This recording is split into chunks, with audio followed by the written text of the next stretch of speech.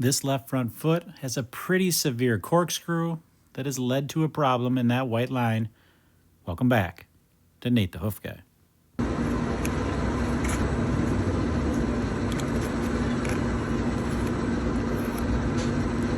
You'll notice that this claw's got a bit of a curl to it. That's what we're talking about when we talk about corkscrew claws. You typically see that on the medial claws of these front feet. You can see here, it's caused a flaw. That's the area we got to focus on. Up inside there is going to be the problem. But first, let's trim it.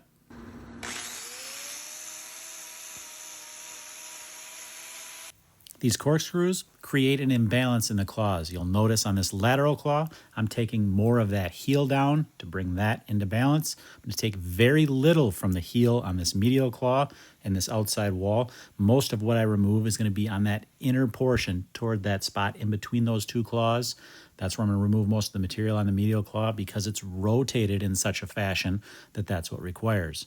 Now this one is so severely rotated that I got to do it in steps. I can't take this all the way in one trim. It's going to take a couple trims to get it straightened out.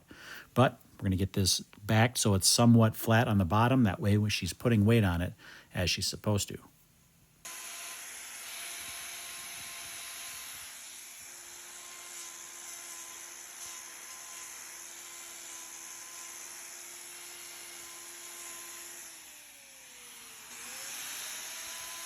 I notch this area out with my grinder because I expect that's where it's going to go, but even I don't expect what I actually find.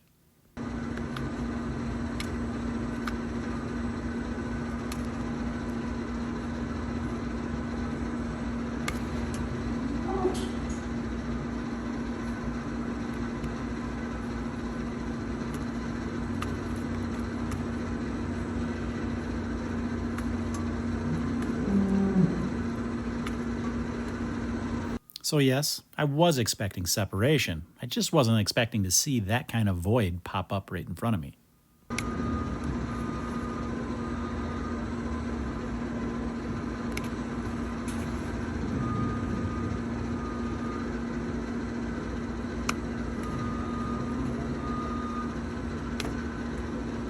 Typically, when you find a defect in the white line, that released hoof horn is going to be held fairly tight to that corium. There's going to be clear separation, but there's not going to be a giant void like this. Regardless, this actually makes it a little bit easier to work on because as that hoof horn is lifted up already naturally, it's easier for me to get up underneath it and remove it.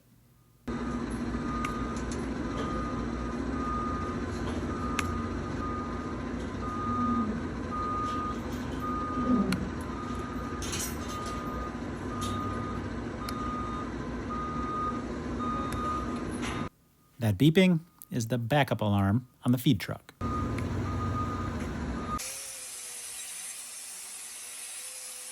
Now that I've got a pretty good read on the extent of this problem, I can go ahead and get that rubber block in place. With a severe corkscrew like this, even if there were no defect on this claw, I would likely put a block on, just because when you change the way that that cow now puts weight on that claw, because it's compromised from that corkscrew, it can tend to cause discomfort. So even though there is, in this case, a defect, if there weren't, she'd still get a block.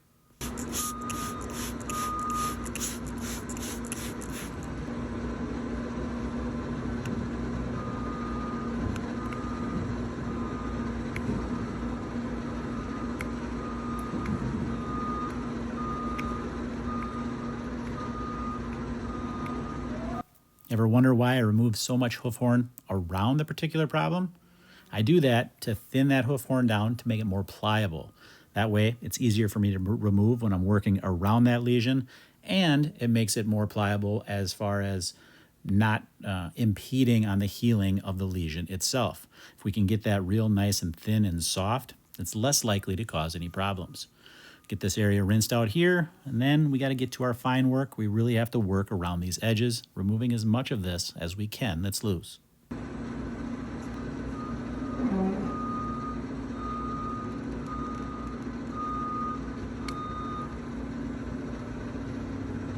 This is where those thin-bladed knives really come in handy.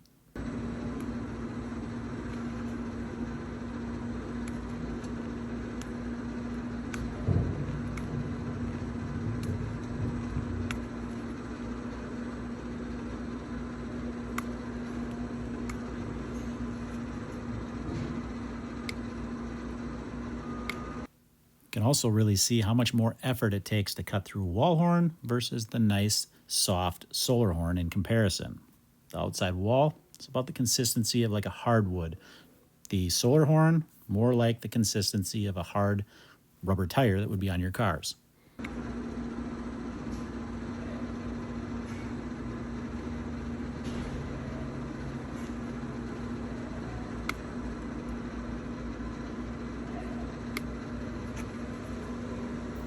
What I'm doing here is trying to thin down any of these edges, trying to create nice, smooth transitions and remove any loose hoof horn.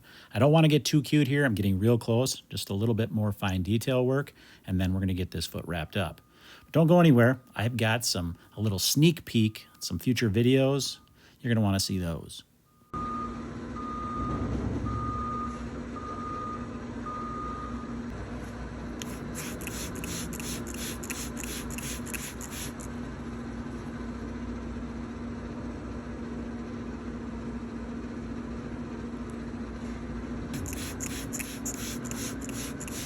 You'll notice the color of that corium. It's got a gray appearance to it. That's not a sign of good, healthy corium, so that's where that salicylic acid wrap is really going to come into play. It's going to help gently exfoliate some of that corium that's not in good shape, allowing the nice, healthy corium up underneath that to kind of take over and heal and then start to produce new hoof horn to fill in those areas. So we're going to get that salicylic acid on there now. We're going to get that wrapped up. And like I said, can you give you a little sneak peek into upcoming videos? If you guys like those ones that are a little juicier, yeah, you're probably going to like these.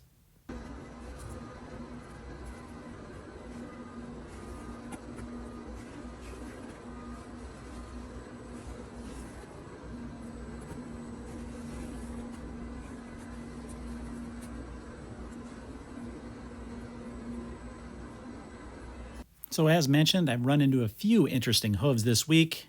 This released heel was one of those. Then we've got some bubbles. I know you all love the bubbles. Got one of those as well.